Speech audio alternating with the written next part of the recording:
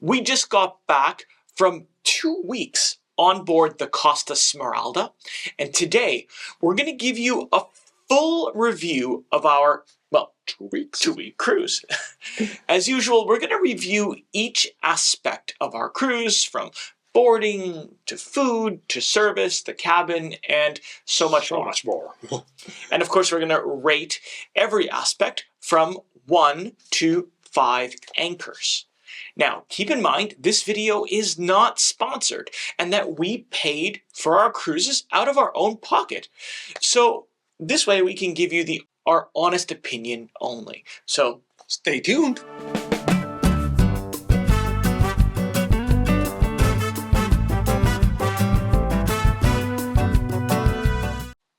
Hi everyone, I'm Rick. And I'm Andrea, and today we'll give you a full review of our 2-week cruise on board of the Costa Smeralda. But first, if you like travel-related videos, like this one, now it's a great time to subscribe button down below, so you never miss any future videos. Absolutely. All right, well, let's begin. Before we get into the full review, we have to tell you what was our cruise about, and what set at our first 9 days on board of the Costa Smeralda apart from every other cruise. Yeah, because this wasn't really a cruise, right? The first week wasn't, right? It was a bit different.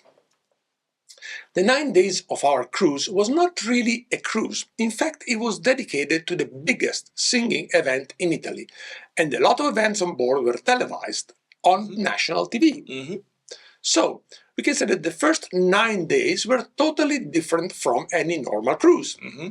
And most of our review will be based on what happened in the second part of the trip, when it turned back to a regular cruise with everything normal, back to what has to be. But we'll talk about what happened both weeks, and we think it's important to differentiate between the first week and the second week of the cruise. Exactly. So again, the first week was an event. It was an event on a cruise ship for 9 days. Now, after this disclaimer, let's start our review by talking about boarding. Yeah, that was an interesting one, wasn't it? So let's just say that boarding in Savona, which is where we boarded, this time was a lot more chaotic than we're used to. A lot. Yeah, so this is what happened. So we received our boarding time, and it was 2 p.m., and that was the earliest time possible to board. So we showed up at the terminal around 1 p.m., and there was already 1 million people there. But we decided to start waiting in the waiting area. Now, we didn't check our luggage, but we didn't have any luggage because we used Bag Express. And we soon found out that well, as soon as we got there, we were supposed to receive a number for boarding, but at the check-in. But because we didn't check in, we didn't have any number, so we went to inquire about it, and we got assigned number 4. Okay, fine. So what they do is they call your number, right? So at 2 o'clock, they called number 1 for boarding, and in true Italian fashion, everyone, regardless of what number they had, they all rushed to the waiting, from the waiting area to the check-in agents, and this just created a huge chaos. Imagine 5,000 people. The port agents were trying hard to sort out this mess, but it was impossible. So what did we do? We decided to join the group that had number 1, and at this point, an agent started yelling at us because we were not supposed to be there.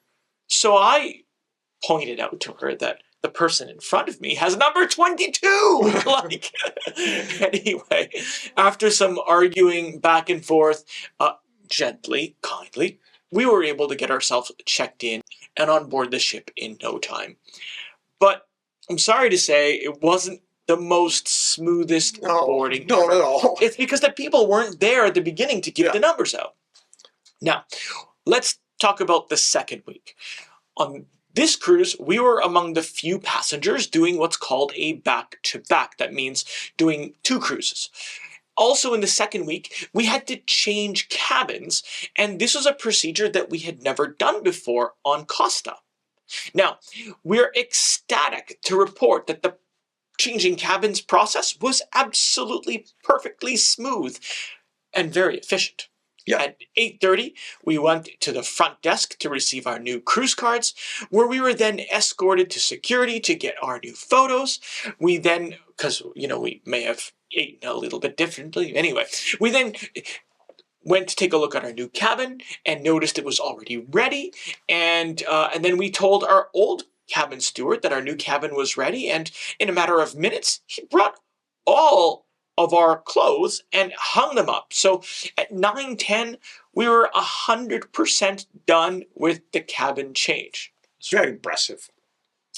So now it's time to vote for the boarding, and I think we're going to vote in two, Yeah. right? So for the first cruise, my vote is 1 out of 5. It was chaotic, even though part of the problem was the passengers trying to board before their assigned turn.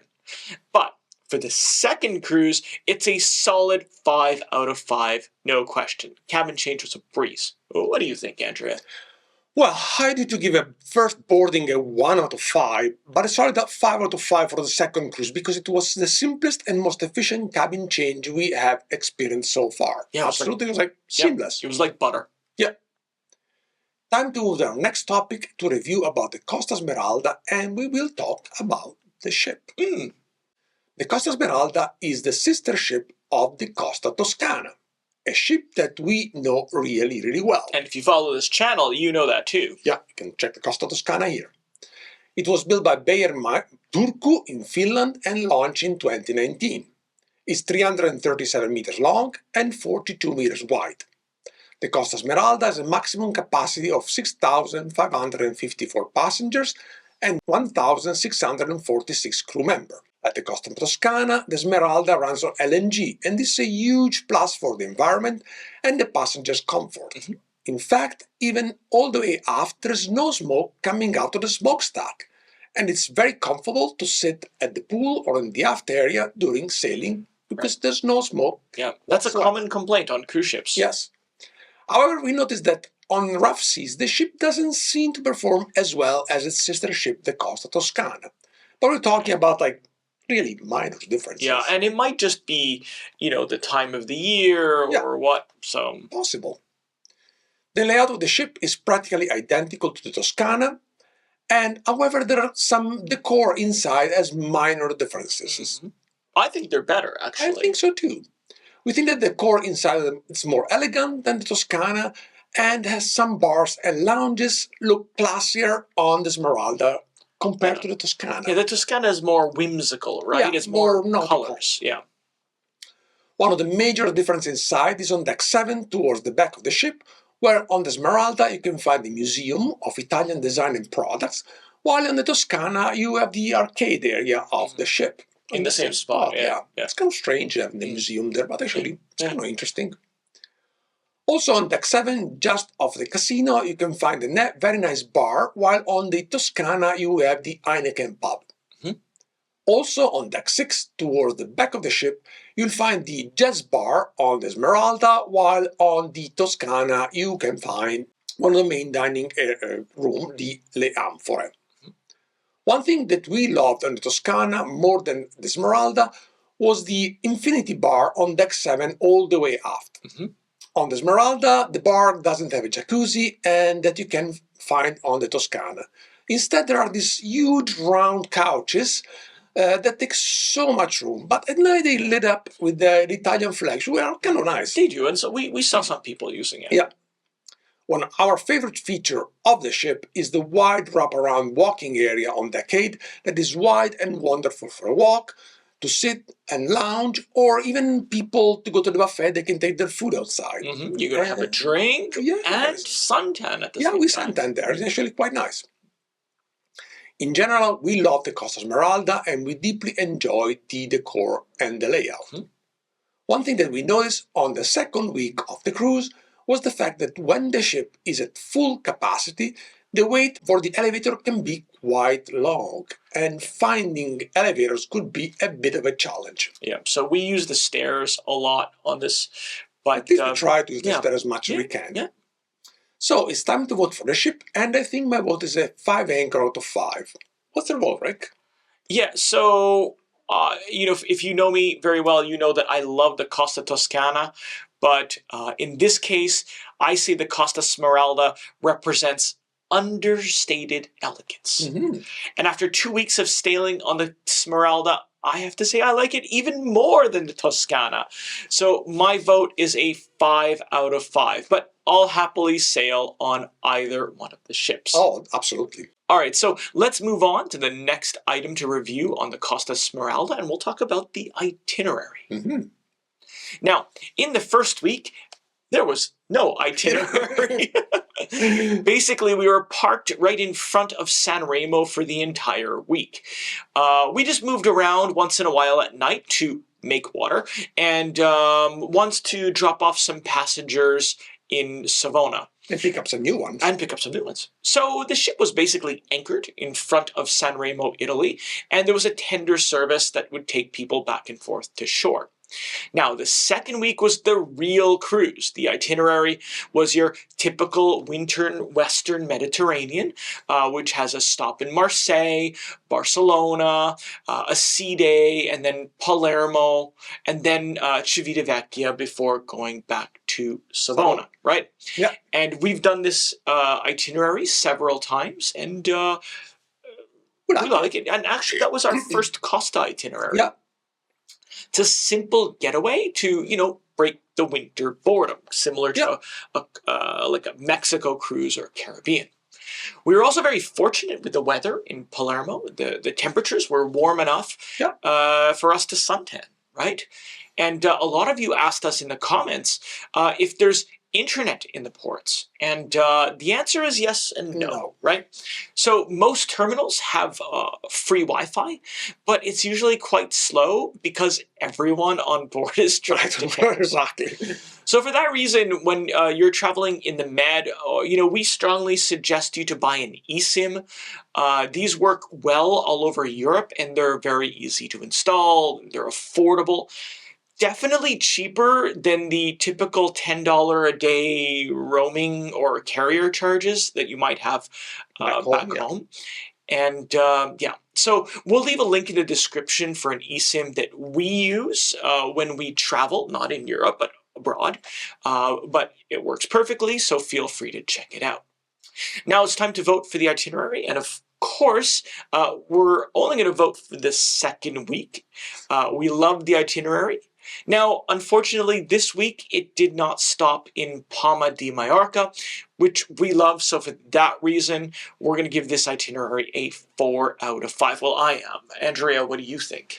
Well, I agree with you, Rick. Palma is such an excellent port, but unfortunately this time we skipped it. So I give the itinerary a 4 out of 5. The first week there was no itinerary, so exactly. what's the point? Moving on to our next item to review about the Costa Smeralda, and we will talk about the cabin. Oh, yes. We booked a balcony cabin and for the first week, and we had the cabin number 1051. I think you mean 10,051 on deck 10. And the second week, we did another balcony cabin on deck 16, and it was 16089.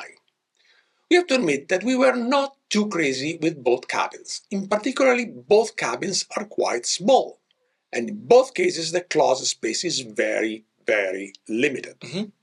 Also, the closet has a huge hinge on the one side that can pinch your clothes, so be careful if you put stuff there.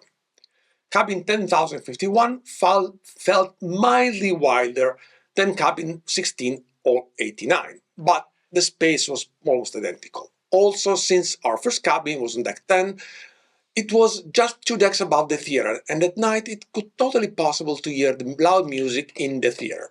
Another thing to note is the fact that the cabins on board of the Costa Smeralda do not have a fridge, and they only have 2 small drawers, one of which is practically full because hold the hairdryer. Yeah, well, what do we care? Yeah. We had the exact same cabin configuration on board of the Costa Toscana, and we didn't like it either. Yeah, well, I mean, it's, The balcony and both cabins were quite nice, decently wide, and pretty adequate. The bathroom is spacious, with a big shower, which is probably the best feature of the cabin itself. Yeah. On the Costa Smeralda, like Costa Toscana, the bathroom and the shower has a weird window looking into the room. Yes. I guess it's good if you want to have some light natural light in the bathroom, but the window is covered by a curtain. But at night, if someone goes in the bathroom and turn on the lights, then the bedroom lights up. Yep. And Exactly. the light spills in the room. And also, if you like to have a little bit of privacy when you're in a bathroom. Yeah, someone can open the curtain. Yeah. The cabin has a nice widescreen TV. However, during our sailing, there were only Italian channel, and it was not possible to change the language to the show. And that was actually for the whole 2 weeks. Yeah. This is different from other Costa cruises, where there was always a limited selection of channel in different languages. French, German, English, Spanish. And always one in Chinese. Yeah, always but this one, it was only Italian. Only Italian. Lastly, the core of the cabin on board the Costa Smeralda is like the rest of the ship. Let's call it modern and classy. That's what I call it. I liked it. Yeah. So it's time to vote for the cabin, and my vote is a 3 out of 5 anchors. I really don't like the lack of closet space, lack of drawers, lack of basically room. Yeah. What's your vote, Rick? Yeah, I think you pretty much hit the nail on the head. I'll give it a 3 out of 5 as well. You know, the balcony cabins, they're just too small compared to what we're used to. And, you know, we just hit 300 days at sea, right? Yeah. Anyway, nothing more can be done. The ship is already built, right? Okay, so time to review another aspect of the Costa Smeralda. We're going to review the service. Now, service on Costa Smeralda was absolutely spot on.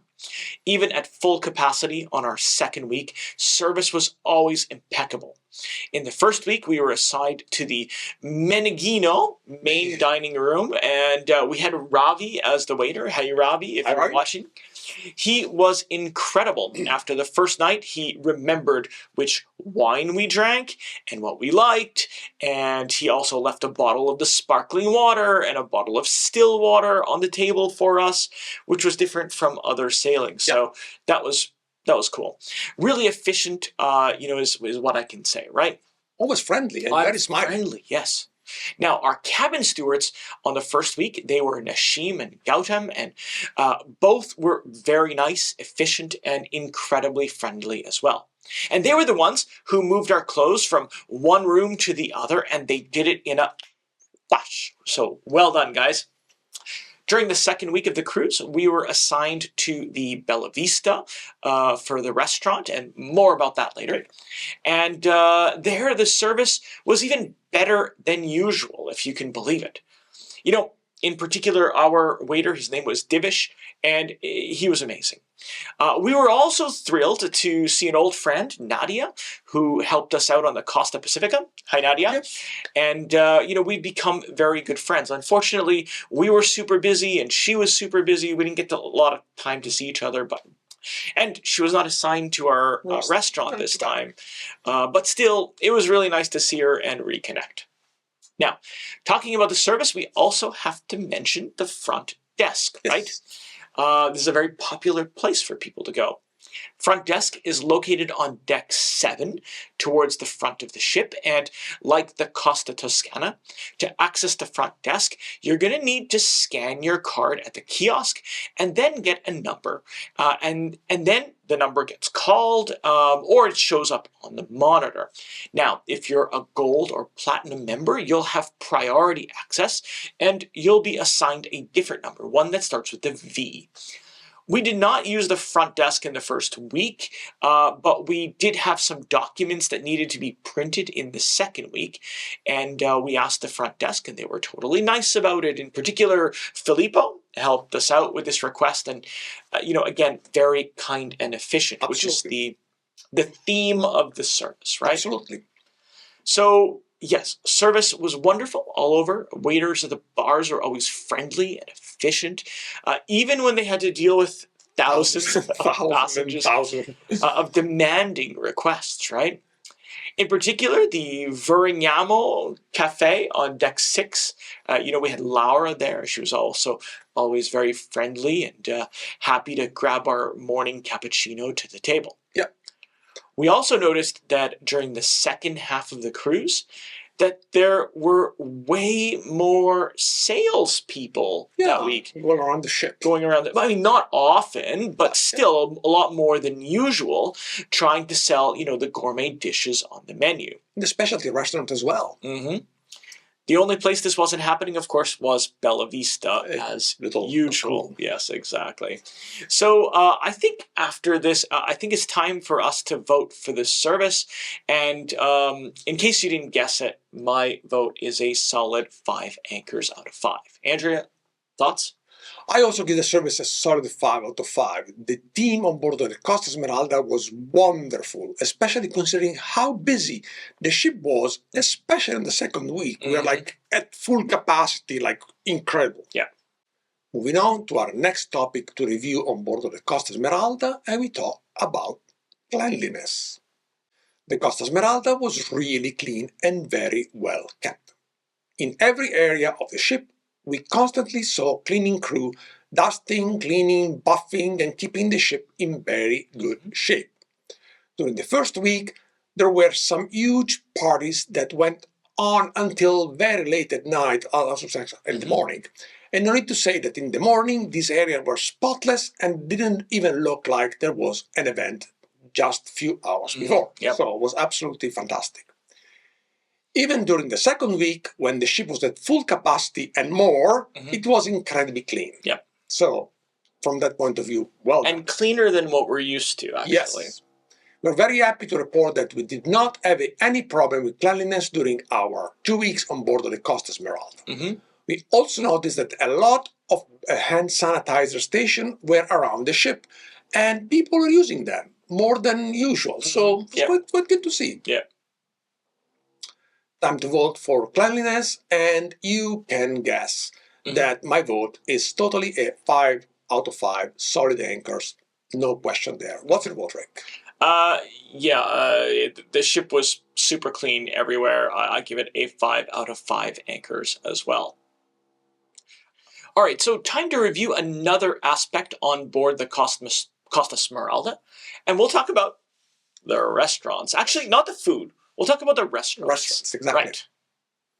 The Costa Smeralda has 4 main dining rooms. Colombina on deck 5, all the way aft. Just above on deck 6, you'll find the Menenghino. On deck 7, above Menenghino, you'll find Rugantino. And finally, on deck 6, midship, you're going to find Arlecchino. The decor is totally different for each restaurant, but we must stress the food is exactly the same. They were all open for dinner, while only Arlecchino and Menenghino were open for breakfast and lunch. And in particular, Menenghino was a buffet for breakfast and lunch, while Arlecchino was a la carte-ish. I mean, they had, on Costa, they still have 2 seatings for dinner. On our sailing, the second week, it was 6:45 and 9:15. For the first week, Gold and Platinum members were not able to eat at Bella Vista because this restaurant was reserved to the TV personalities, singers, and of course the Costa executives. Yeah. During the first week, we were assigned to Menenghino, but in a very quiet area of the restaurant. Yes. Maybe we were lucky, maybe, I don't know. As we mentioned before, even though the restaurant was really full, the service was spot on, and food always came out perfect. Yeah. Now, we had a little problem on one night of the cruise where, 2 people were just magically showed up at our table. And their card also had the right number, so it was clearly a mistake. And the maitre corrected it right away, very quickly and efficiently, so kudos to them. One night, we also joined some friends for dinner at their restaurant, Colombina, and the experience was exactly the same, fast, efficient, and perfect. Unfortunately, we didn't have the best experience at Arlecchino. Actually, it was pretty annoying. Now, we went there once for breakfast, and service was really slow. I mean, it took about a half an hour for a coffee to arrive. Yeah. And it's worth noting the fact that the restaurant was almost empty. Yeah. So I don't know what was going on. And we decided to try it again for lunch, and it took almost 2 hours. I'm not kidding you, 2 hours for 3 courses. I think it was the service that was just really poor. And most of the food, of course, it arrived cold, and the waiter was just overwhelmed. Yeah. We also noticed that at night, the line for Arlecchino was insanely long for some reason. I don't know why. We did not try Rugantino, so we can't really review it other than the fact that the decor looks like an Italian trattoria. So quite nice, actually. Yeah, definitely. Now, the Costa Smeralda also has a buffet on deck 8 midship, and as we mentioned on our videos about the Costa Toscana, this location is less than ideal because when the buffet is closed, you cannot walk from the front to the back of the ship on deck 8. Yeah, strange. It's closed, right? So the buffet, now the buffet is open for breakfast, lunch, merenda, which is the afternoon snack, and as well as dinner. And the selection at the buffet is also quite good with lots of options. Now, we only used the buffet once, the very first embarkation day, and we were very pleased with the food. The food was good. Finally, on the second week of the cruise, we were able to use Bella Vista, which is dedicated to suite passengers as well as platinum and gold passengers based on availability. Yeah. And the restaurant was identical to the one on the Costa Toscana, very classy, quiet, with a huge open kitchen in the middle. And as we mentioned before, this restaurant is a true gem and is pretty much impossible to beat so far, absolutely. right? Service always impeccable. The ambiance is comparable to a very high-end restaurant on land with a very personal touch. It's truly amazing. Yep, definitely. Oh, and one thing we want to mention before voting is the fact that there are big screen TVs all over the ship that show the opening hours of the restaurant and how busy they are. Mm-hmm. You're also able to see this information on the Costa app. Tells as you well. if the restaurant is busy or not in your app. Exactly. And what time it's open. Yeah. Right. So time to vote for the restaurants, and this is an easy one for me. Bella Vista gets 5 out of 5 anchors, but 4 out of 5 maybe for the buffet, Colombina, and Meningino, and 1 anchor for Arlecchino. I don't know what was going on there, but it was a bit of a mess. What was your vote, Andrea? I think my votes are very similar to yours. I give Bella Vista 5 out of 5, no question there. But I also give a 5 to Colombina and Meneghino because I think they did a great job, especially thinking how busy they were, and they were insanely full, so they were very good. I give it a buffet 4 because I was not a huge fan of the fact that you have to get your own drinks. They don't bring you drink at the table, and overall it's a bit chaotic. Speaking of which, I also give Arlecchino a 1 because it was a chaos and it was just wrong. Yeah. But I would think it's a good review. Yeah. So let's review another aspect of the Costa Smeralda and we talk about the food. That's probably the second best thing on board. Yeah, the food on board of the Costa Smeralda was exceptional, absolutely delicious. Seasoning was spot on, the quality was always perfect, and of course the presentation was incredible. Mm-hmm. Also, the variety of food was really, really good. I'm really surprised that even at the main dining room, with a restaurant totally full, the food always came out perfect. Yeah.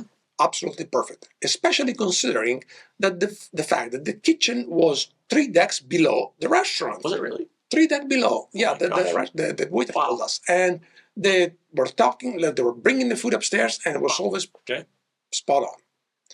The food selection was really wide, and as usual, the choice of 3 or 4 appetizer, followed by 3 or 4 choices of pasta, followed by 3 or 4 choices of main. Mm-hmm. There are always seafood, vegetarian options on the menu to choose from.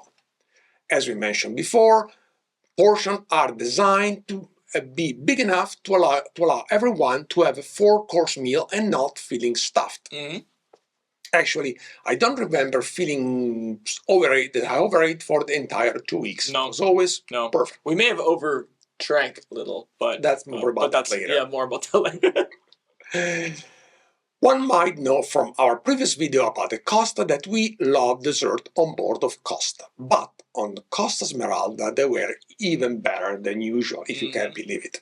The reason might be that on the first week of the cruise, the corporate pastry chef Riccardo Bellera was on board of the ship, and he designed a few new creations specifically dedicated to Sanremo music events. Oh, he didn't do it for us? No, it was the music event, I think. No need to say that for those creations were not only stunning to see, but also amazing to eat. I mean, take a look at these ones. Like, how beautiful are they? Yeah, Ricardo, if you're watching this, amazing. Okay, time to vote for the food on board of the Costa Smeralda, and my vote is a 5 out of 5 for sure, no doubt about that. Also, the special dessert on this particular cruise deserve a special recognition because they were absolutely amazing. What's your vote, Rick? Yeah, the desserts were bloody incredible. Look, in the 2 weeks on board, the food was exceptional. Well, there was one thing I ate, and I think I will remember it forever. And I'm going to tell you about it a little later, so stick around. But yeah, everything was fantastic as usual. And as you said, you know, the desserts, yeah. They were internationally recognized, actually. So 5 out of 5, no doubt, for the food on board the Costa Smeralda. Yeah. All right, so time to move on to our next item to review on board the Costa Smeralda, and we'll talk about the drink package. Why you always talk about the drinks? Oh, well, you know. We always purchase the all-inclusive package on Costa at the time of booking because we know that it represents the best deal around. In fact, it comes with a normal drink package that includes unlimited coffee, cappuccino, water by the glass. You also get some bottles as well, draft beer. You get 3 white wines, choice of 3 red wines, and a rosé. Also at the bars, it includes Prosecco as well. During the second week of the cruise, though, we discovered that Prosecco is not included in the My Drinks package at the restaurants anymore. And this is really weird, considering that you can get it at the bars. Yeah, that's so weird. And no one in the restaurants were able to give us a reason why. And we don't know exactly when this new policy came in. It must be within the last year because since September, we've always upgraded to the My Drinks Plus, which has an even better selection of wines. You know, reds, whites, rosés, Proseccos, Ferrari, all of those cocktails, top shelf liqueurs, and all of that stuff, even the specialty coffees. But on this particular cruise, we only decided to upgrade for the first week. And again, we upgraded online prior to departure because that's when you usually get a better deal, and it was. But we did not upgrade the second week because we figured we might need to give our liver a little break. And yes, that was a very good idea. That darn plus package, you know, makes us want to try everything. As usual, the package fault. Yep. So, time to vote for the drink package, and my vote is a 4 out of 5. I took 1 anchor off because there's no more Prosecco at the restaurants, and to me it makes no sense at all. I mean, you can go out of the restaurant, go get a Prosecco, go to the bar, and then go back to the restaurant with it. It's very weird. Yeah, very weird. Andrea, what do you think? Yeah, the fact that they don't serve Prosecco at the restaurant anymore is really bizarre. So I have to take an anchor off because of this. And my vote is also a 4 out of 5 anchors because it's really strange. Because you need to do a Prosecco to go. I know, Prosecco to go. It's like so weird. Let's review another aspect of our cruise on board of the Costa Smeralda, and we talk about the bars.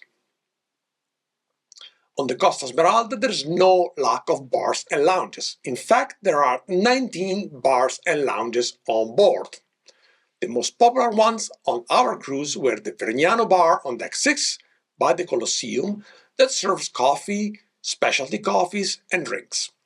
It's probably the busiest of all the bars because of its location. Another very popular bar is the Campari bar on deck 7, midship. This bar doesn't have a very big selection and a very big area to sit, and it serves mostly Campari and Campari cocktails.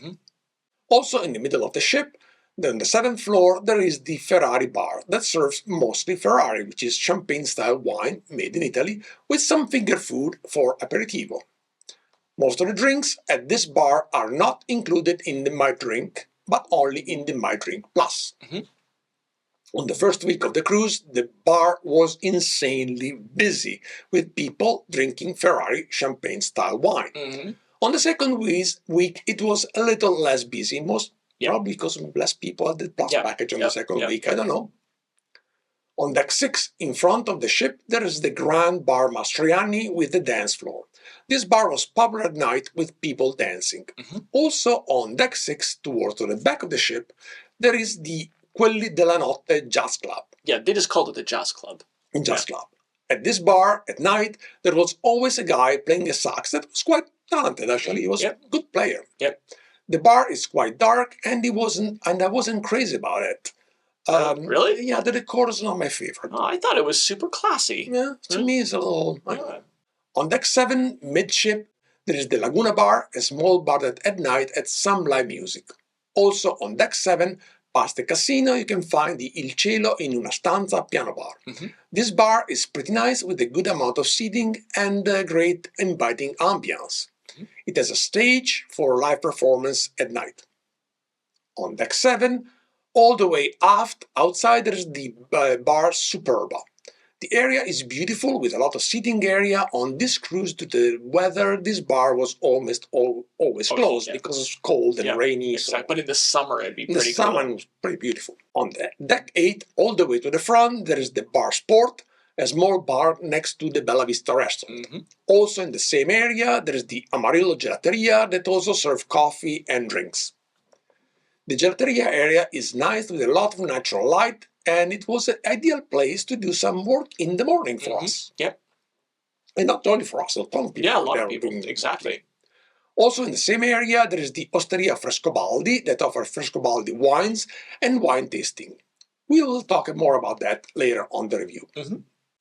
Now, moving on deck 16, by the pool, there is also the bar Sole, which is usually quite busy during the day with people at the pool, and at night gets really busy when parties are also hosted in this area. Also, when the pool is used for parties, the bar La Cascata is open.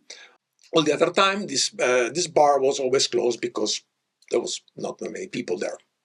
On deck 17, midship, there is the Aperol Spritz bar that was open during the first week of the cruise for aperitivo at lunchtime, and it was always incredibly busy with Aperol events, and there was actually lots of fun there. On deck 18, there is a couple outdoor bars, but during these 2 weeks were always closed due to the bad weather, so nobody was going outside. Well, not on deck 18 at least. Not on deck 18, yeah. Lastly, at the Sanremo Theatre on deck 6 and 7, there is a bar that is open at night when the area is used as a disco club and serves drinks for people dancing there. Yes. Well, that was a very long list of bars, and now we can tell you our favorite ones. In the morning, for coffee, we love to visit the Vergnano Café on deck 6, where most of the officers go for their morning caffeine, and it was actually lots of fun to talk to them there. At night, our favorite bars were the Ferrari for a pre-dinner bubbles and Amarillo for a post-dinner aperitif. These are our favorite bars. So now I guess it's time to vote for the bars, and my vote is definitely a 5 out of 5. The bars are quite nice on board. What's your vote, Rick? Yeah, bars are... There's not enough bars. They should make like 19 more. Okay, seriously, 5 anchors out of 5 for the bars. Moving on to our next item to review on the Costa Smeralda, and let's talk about the specialty restaurants. Now, Costa Smeralda has several specialty restaurants on board, and we'll start our review from the one that is unique in the fleet, and it's the Osteria Frescobaldi. Osteria Frescobaldi. This restaurant is located on deck 8 at the front of the ship. And in the afternoon, it's a wine bar that offers Frescobaldi wines by the glass or by the bottle. Mhm. And they have a nice sommelier that can help people navigate through the wine menu, and they also offer wine tasting. And in the evening, they also serve modern Tuscan food. And we tried this restaurant, and I have to say, we were quite impressed by the quality. We began by ordering a charcuterie board, which is, prosciutto and mortadella, which is very typical here in Italy. But one thing that was very untypical, or not typical, is the fact that there was no cheese that went in it. There's always cheese on a charcuterie board. Usually, yeah. And there's cheese all over the ship, but they couldn't put it on. They were not allowed to put it on the board. Okay, fine. Definitely, though, I'm not complaining. Still definitely worth trying. Now, for the main course, we ordered what's called the Fiorentina. And this is a T-bone steak, which was absolutely amazing. Now, it's not a typical T-bone that you get back in the States. A Fiorentina is much bigger, tender, juicy, and perfectly cooked. And they cut it for you into these manageable, like the little smaller pieces. And a Fiorentina is meant to be shared amongst friends. And actually, for me, it was probably one of my most memorable dishes I ever ate on a cruise ship, and an excellent value at 39 euros. So I say, way to go. Now, next to the Osteria Frescobaldi, you'll find Archipelago. And at this restaurant, you have 3 Michelin star chefs present their tasting menu. And as you know from our previous videos, we've never tried this restaurant because they do not allow any substitution. And don't eat seafood. Right, so what do? Now, a friend of ours, you know who you are if you're watching, told us to give it a try and choose 2 different menus. And then you can switch when there's the seafood one. Why didn't we think about that? So, yeah, so we decided to try it, and the experience was very nice. And the morning of our dinner, we received a nice black envelope, which I thought was an invitation to something, but actually it was a note to our cabin reminding us about the dinner, which is a very nice touch. Well, I thought it was a dinner with the captain, actually. All right, so once we were inside, we found the ambiance to be classy and modern, very nice, right? And it also helped that the sommelier was there to help pair the wines with the dishes. And the food is also incredibly presented, and some of the dishes were also quite whimsical. For example, the amuse-bouche, well, it was a bubble that turned into smoke when you pop it.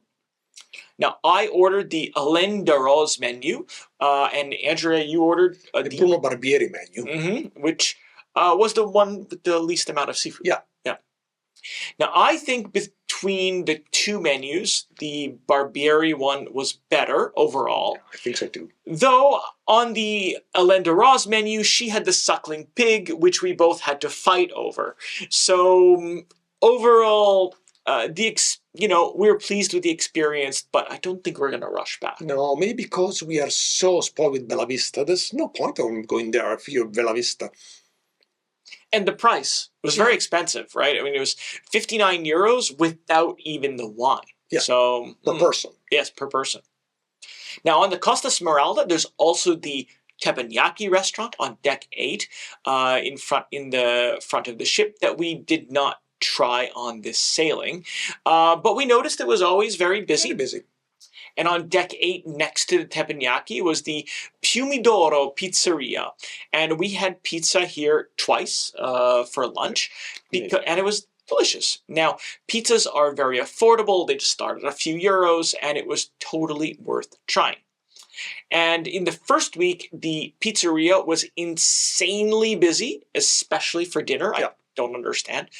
And we heard that some people had to wait up to 2 hours to be seated, and they don't take reservations. And I've never had to wait for the pizzeria. No, never.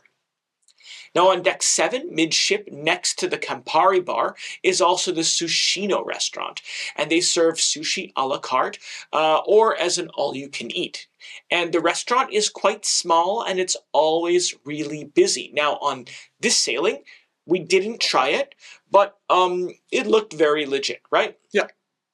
On deck 16, by the pool, there's also the Salty Beach Burgers that offered gourmet burgers and street food for a small fee. And again, we didn't try this venue on this sailing. And lastly, on deck 17, outdoors, there's also the Kiki Poke stand that unfortunately was closed due to weather, and the same for the salad bar that was up on deck 18. Yeah, they're outdoors, so nobody goes there if it's raining.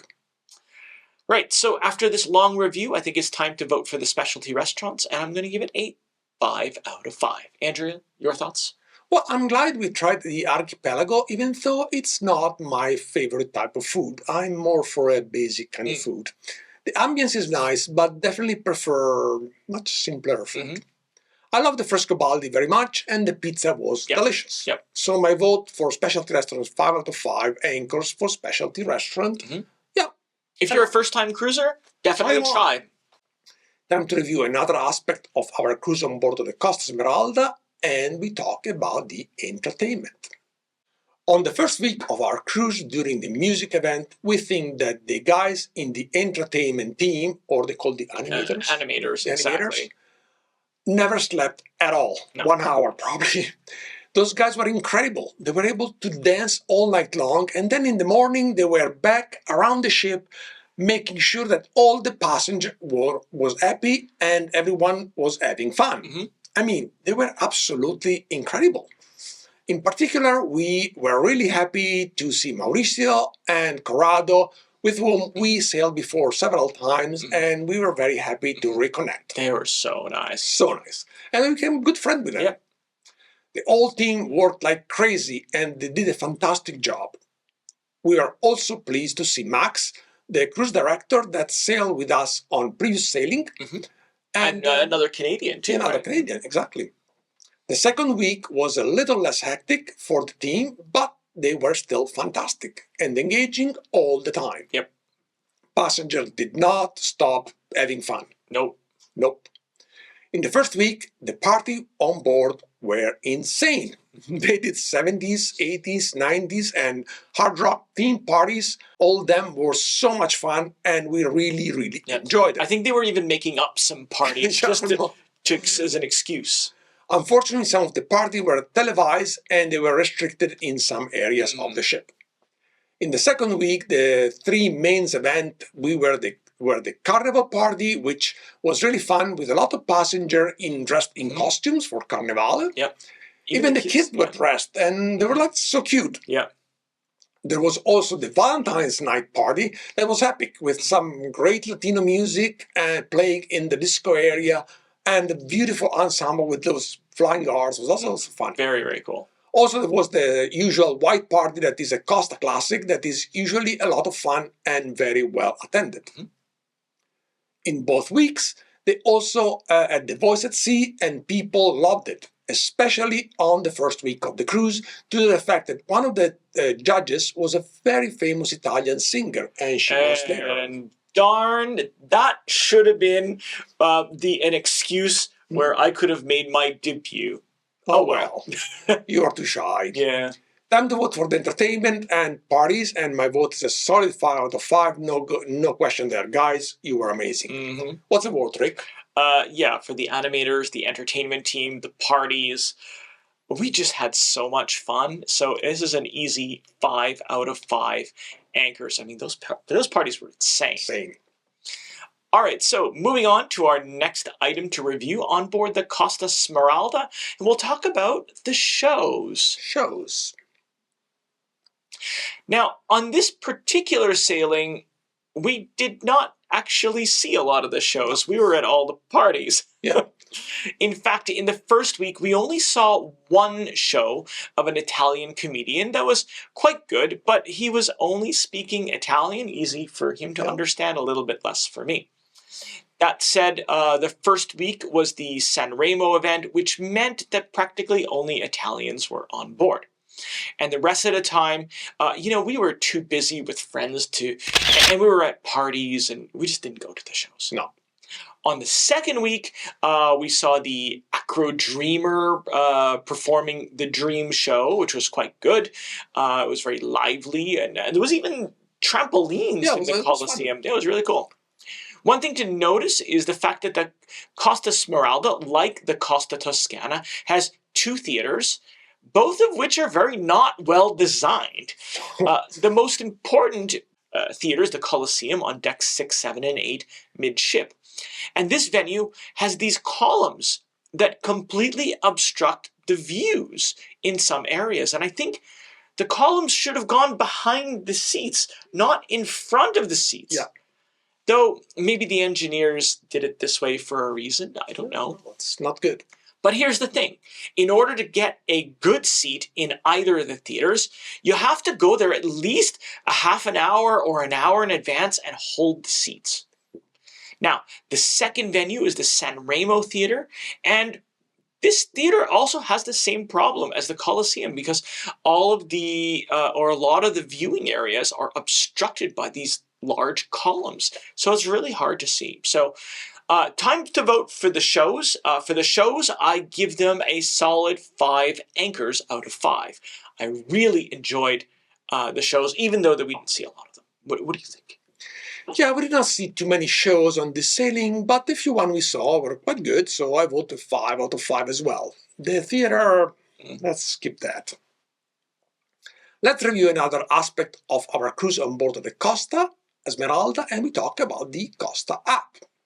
The Costa App is the mobile app that you use on board to check the daily events, excursion, menus, restaurant, connect to the internet, check the expenses, and so on.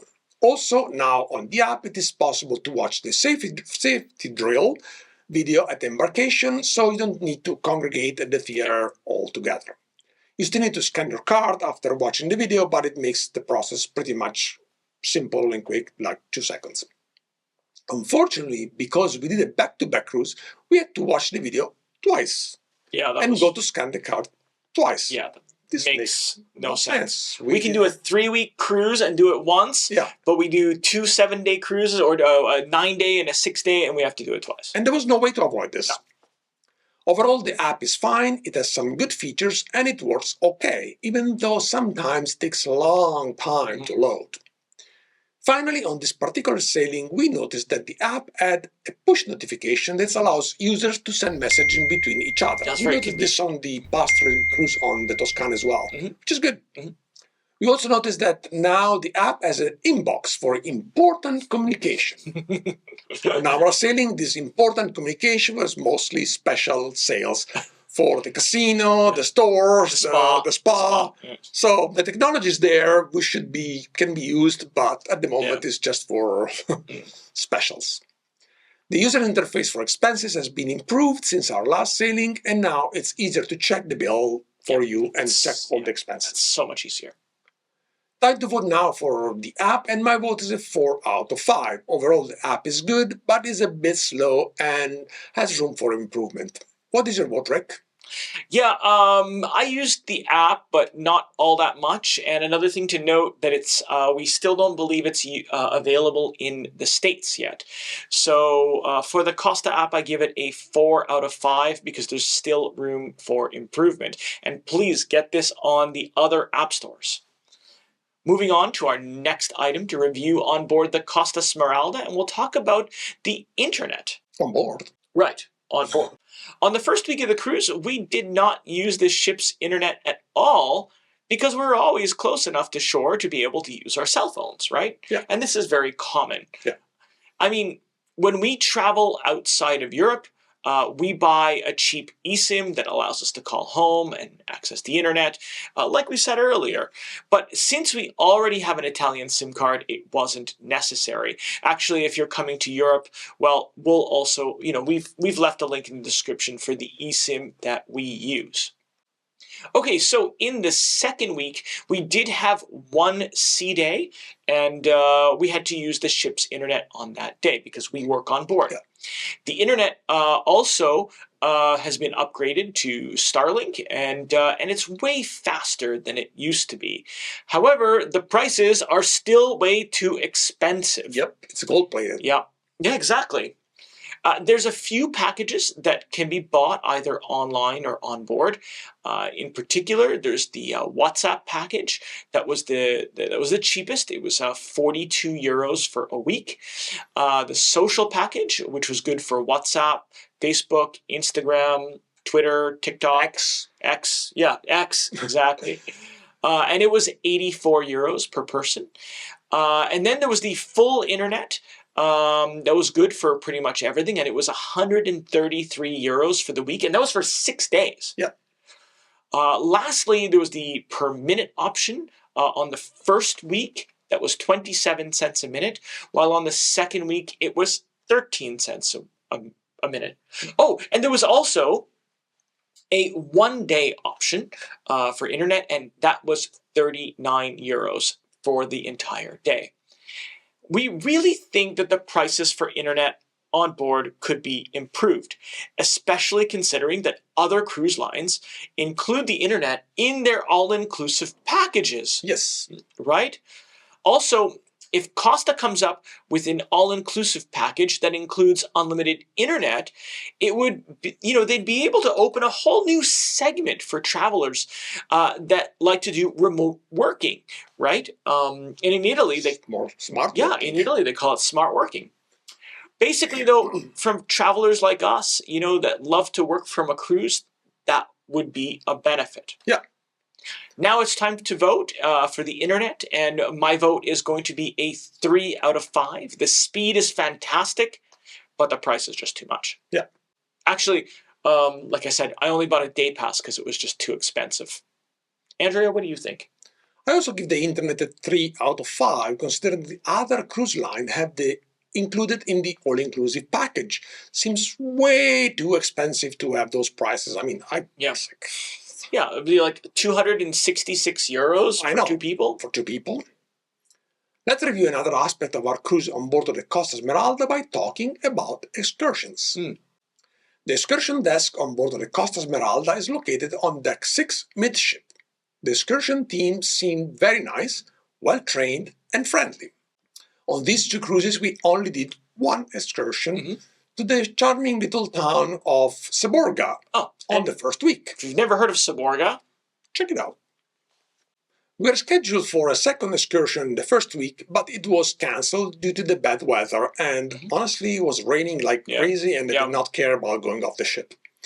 During the second week, we did not take any excursion at all because we visited most ports several times before, and we decided to get off and the ship and do our own thing without taking an excursion.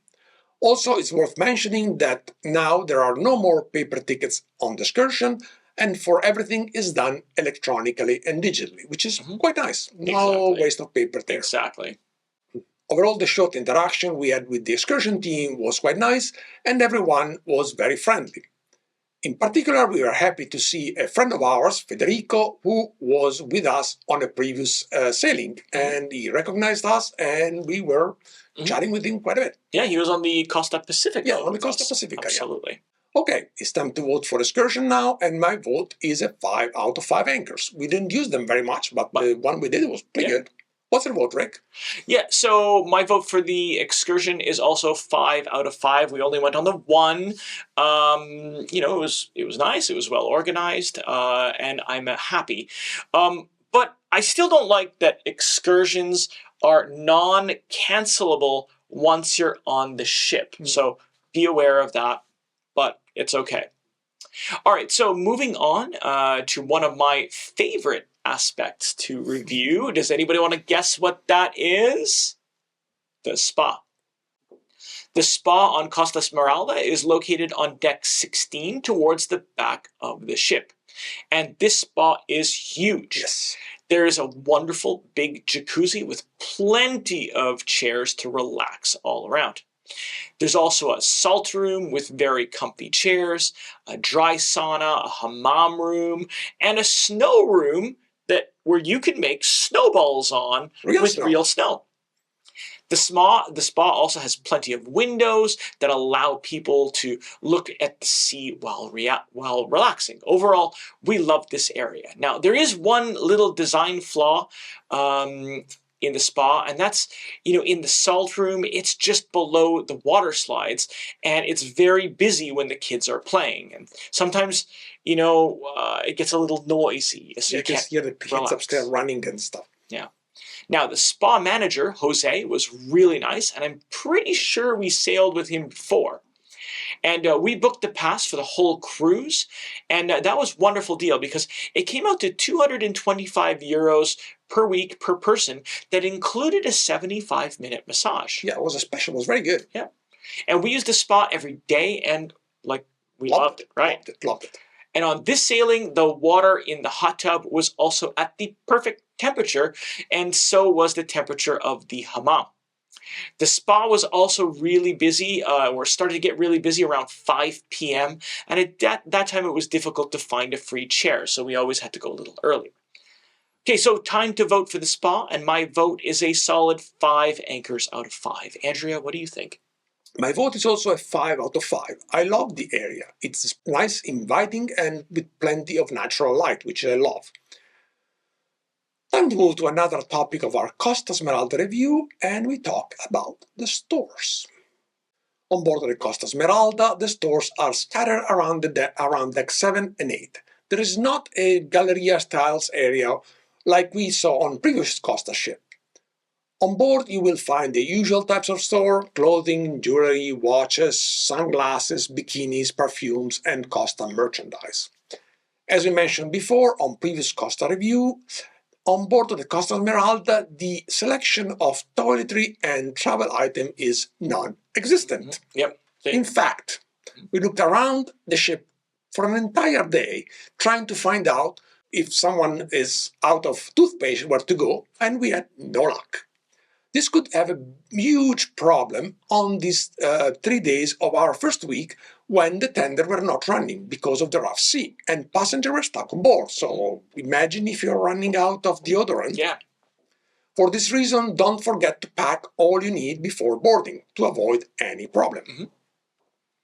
During our cruise, we noticed that perfumes were always 20% off, so we did buy some to gift for a friend of ours. Mm-hmm.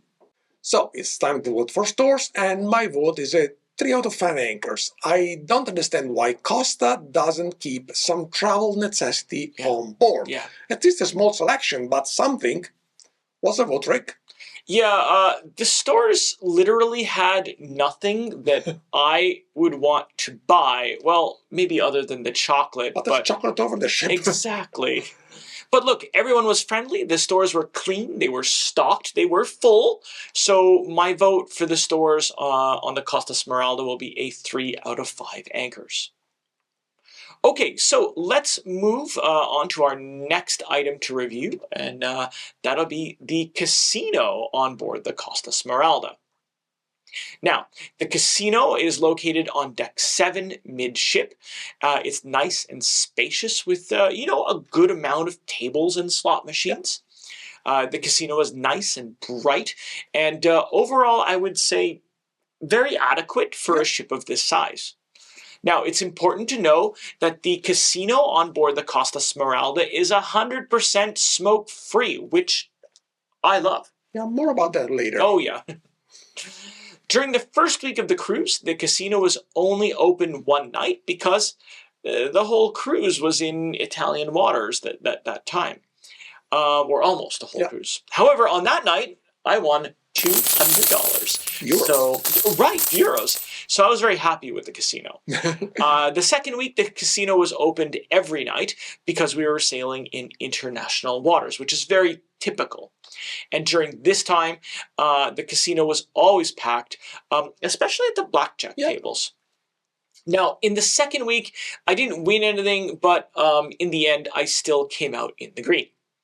It's also worth mentioning the fact that Costa offers a promotion that after you play your first 20 euros in the slot machine, they'll give you 5 euros of free play. It's not a huge amount, but it's a nice little gift. So time to vote for the casino, and because I won, my vote is a 5 out of 5 anchors. Andrea, what do you think? I did not win, but I also didn't play very much. I don't really care for the casino, so I only vote for the ambience, and I give the casino 5 out of 5. I don't care for to play, so for me it doesn't really matter. Moving on to our next item to review on board of the Costa Smeralda, and we will talk about the Sea Club. Oh, yeah. The Sea Club is Costa's loyalty program. It has some very good perks, and we strongly recommend you sign up if you are thinking of traveling with Costa. As a member, you can get some really good discounts right away on food and other items on board. If you want to know more about these perks in the member and the members, take a look at this video up here. We covered it in depth.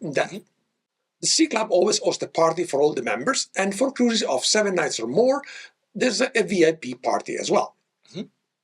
The VIP party in the first week was really rushed. In fact, it was so quick that in less than 10 minutes we were in and out. Yeah, it was very strange. The second week wasn't quite a week, rather than a 6-night cruise, so there's no VIP party. Normally, in those invited to the party can meet the captain, hotel director, and others who work on the ship. Not this time. Overall, I'd say it was quite disappointing, this party. It was like in and out. Yeah, it was. Now, during our first week, the Sea Club host on board was Lydia, who was also with us on our last cruise on board of the Costa Toscana. And we became very good friends with her. It was a very nice surprise to see her on board, and we had a very nice night together at the Frescobaldi. Yeah, actually, we had the Fiorentina with her, right? Yeah. Because we are gold members, we received a nice ship model for the first week and another foldable backpack for the second week as a gift at the end of the cruise. Also, because we are gold members, we had 1 free load of laundry per week, which is quite convenient to have. Yeah, actually, it came out perfect. Yeah, so time to vote for the Sea Club, and my vote is a 4 out of 5. I really liked the program, but I did not like the VIP party at all. It was like so rushed. I mean, why bother in doing it if it's only 10 minutes? It's like, probably because they had to. They had to, but the captain was busy probably. He had to rush away. So. Maybe. Oh, that could be it, actually. Maybe What's everybody was busy. Yeah, my vote for the Sea Club is also going to be a 4 out of 5 anchors. Okay, so let's review another aspect on our cruise on board the Costa Smeralda, and we'll talk about Sea Dream. Now, the Sea Dream office is where, it's probably one of our favorite places, it's where the future cruise consultants on board are located. And we've never reviewed this in all of our previous Costa videos, but we deserve that they also need to be included. Yeah, absolutely. The office is located on deck 7 next to the front desk. And we visited the Sea Dream office to make a couple of bookings. Yeah. First, during the week of the first cruise, we decided to extend our stay, and we booked our second week on board. And the team at the Sea Dream kiosks were incredibly nice. In particular, Giulio and his manager, I'm so sorry we forgot her name, were able to help us find a cabin for the second week. Even though the cruise was really full, everything just worked out. We also booked another cruise for the summer of 2025 with them because they were able to give us a very good discount. They were very professional and knowledgeable. Yeah. And that's actually a very important thing. When you book on board, you'll pay less usually. You'll get more discounts than if you book it on land. Absolutely. So time to vote, 5 out of 5. Andrea, what do you think? I think that the people at the Sea Dream deserve a solid 5 out of 5 anchors. They were incredibly helpful, very nice, and they listened, which is something that is not common. Yeah. Moving on to our next topic to review on board the Costa Smeralda, we talk about the overall feeling. The overall feeling on board was quite different between the first week and the second week. In particular, the first week was a special event, and on board there were a huge amount of invited guests, such as travel agents, press people, influencers, and sponsors. For this reason, it was not the very usual cruise kind of passenger. Yeah. The vibe on board was excellent. Everyone was really happy to party, dance, participate in events and competition. Some passengers were out dancing and partying until 7 a.m. We heard. Yes, We never see them. I saw one once walking around 8. Oh, right. Yeah. Let us tell you, it was a true party crowd. One very bizarre thing we noticed during the first week of the cruise was the fact that a lot of people were smoking IQOS and e-cigarettes inside the ship. Yeah, this is very strange. Yeah, we're not sure this was allowed or just tolerated. But we saw it everywhere, in the morning, noon, night, everywhere at all times. Very strange. The second week of the cruise was back to the normal cruise crowd. We noticed that in the second week there was a huge amount of families with children and teens. There was always a huge group of teens that were on part of a school trip and they came on board in Barcelona, I think. The vibe was still great. People seemed to have a very good time, but in a much more typical way, cruise-like way. Regarding the crew member, we noticed that towards the end of the first week, they were really tired. Very tired. In particular, the animators and the bar staff. However, they still did their best to be friendly, happy, and cheerful, even though they were really exhausted. You can tell sometimes.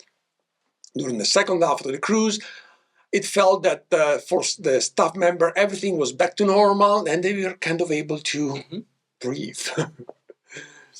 Time to vote for the overall feeling, and I give a 5 out of 5 anchors for both cruises. The party vibe was insane, and we really enjoyed our time on board. What is your vote, Rick? Yeah, for the overall feeling, this was really easy. Everyone was under a lot of stress, but 5 out of 5.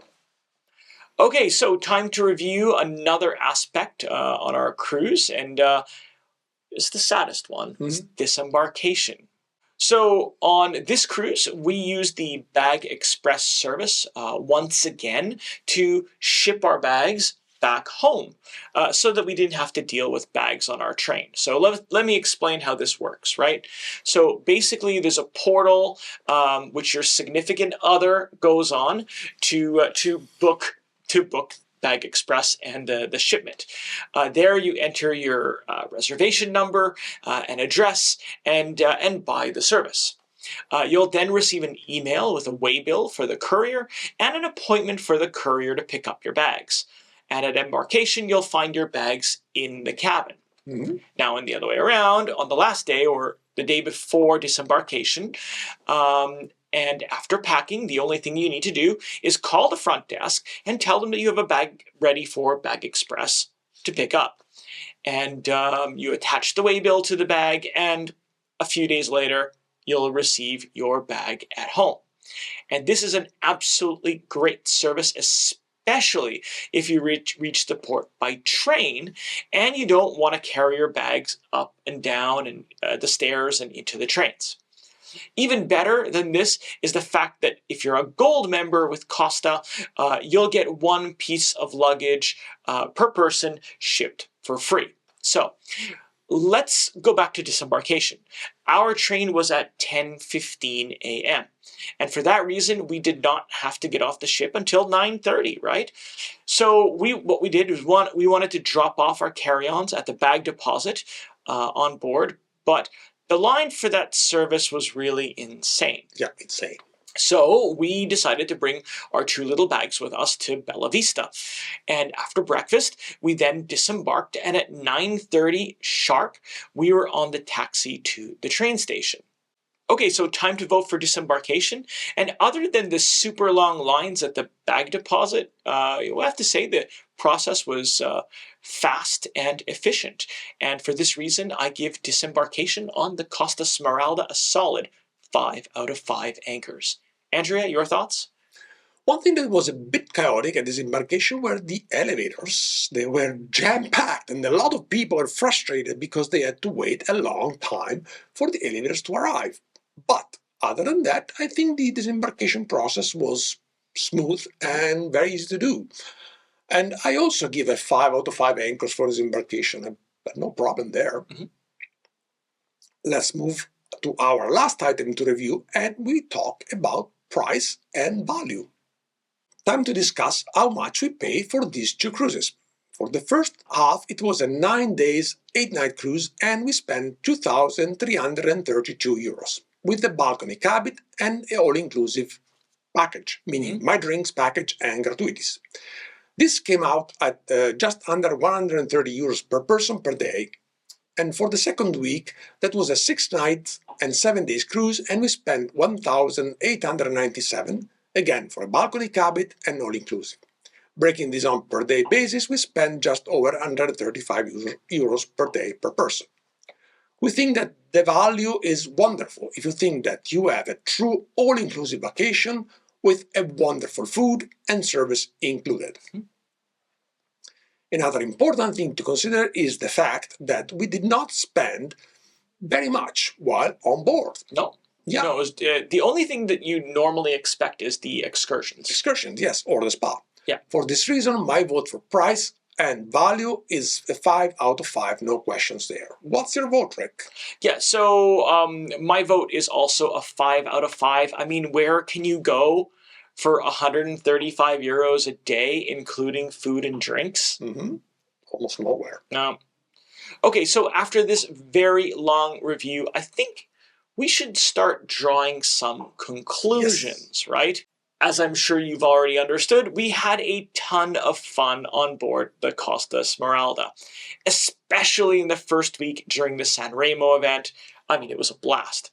We also met some great people, built some good friendships, and networked a lot. We were also out partying and dancing every night. It was wonderful. However, it was also a little bit tiring, you know. On the first half of the cruise, we had to deal with also some restrictions due to the fact that the event was televised.